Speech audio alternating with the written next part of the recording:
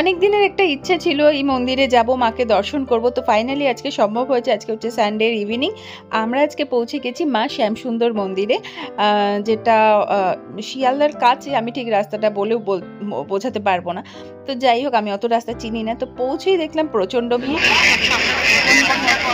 এটা 60 টাকা, এটা 50 টাকা, 108 এর মালা, 108 এর মালা, এটা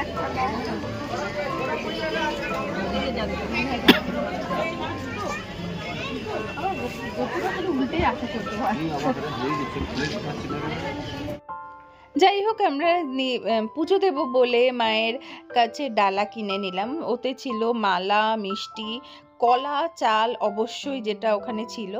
আর তারপরে আমাদের জানা ছিল না যে কিভাবে কি করতে হয়। তো ওখানে ছোট্ট একটা লাইন পড়েছিল। আর এটা হচ্ছে কাউন্টার, এখানে পুজোটা জমা দিতে হয়, তারপরে লাইনে দাঁড়াতে হয়। তো আমরা একটা ছোট্ট লাইনে দাঁড়িয়ে তারপরে মায়ের দর্শন করব বলে 10 মিনিট অপেক্ষা করলাম। আর তারপরেই চলে গেলাম মাকে দেখতে। মা যেন এখানে একটা সত্যি ছোট্ট বাচ্চা মেয়ের মতো লাগছে মাকে, অপূর্ব লাগছে, অপূর্ব।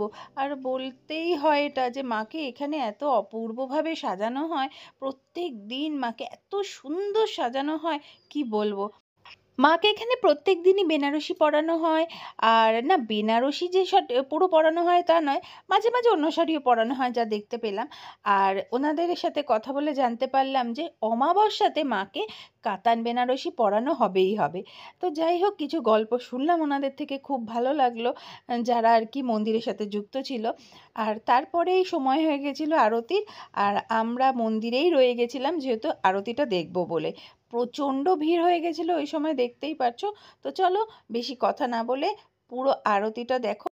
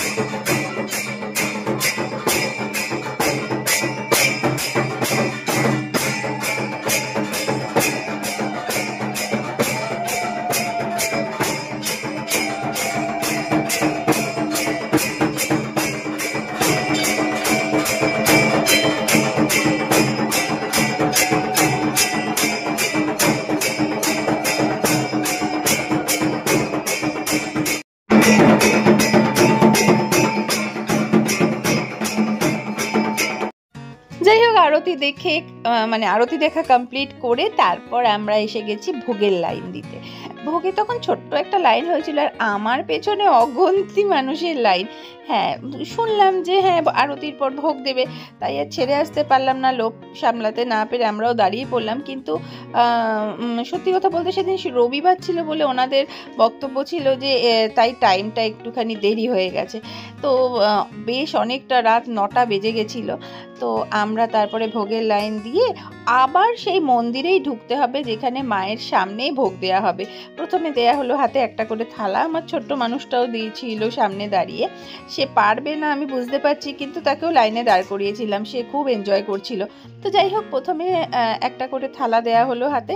আর পরপর সবাই বসেছিল, যারা দিচ্ছিলেন মায়ের আশীর্বাদী ফুল। আর দুনকে দেয়া হয়েছিল চকলেট, যেটা মাকে সবাই দিয়েছে, সেই চকলেটটাই বাচ্চাদের দেয়া হচ্ছিল।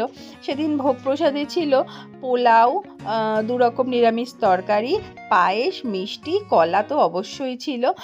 এখানে মাকে চাল কলা দিয়ে পুজো দেয়া হয় আর কি। মিষ্টিও দেয়া হয়, কিন্তু চাল কলাটা এখানে প্রধান। তো যাই হোক, মায়ের আশীর্বাদী ফুল পেয়ে খুব ভালো লাগলো। আর তারপরেই মায়ের প্রসাদ পুরো পেয়ে এত ভালো লাগলো না, মানে কি বলবো, আমরা এতটা আশা করেই যাইনি যে এইভাবে পুজো দেব, মায়ের ভোগ খাবো সেদিন আমরা ওখানে বসে, একেবারেই আশার বাইরে। একটা কথা তোমাদের জানিয়ে রাখি, দুর্গাপুজোয় ষষ্ঠীর দিন প্রত্যেক বছর এখানে মায়ের শাড়ি দান করা হয় মেয়েদেরকে, মানে যে কোনো মহিলাকে সেদিন পুজো দিতে আসলে মায়ের শাড়ি দেওয়া হয়। আর এই হচ্ছে মায়ের ভোগ। তো কেমন লাগলো ভিডিওটা অবশ্যই জানিও।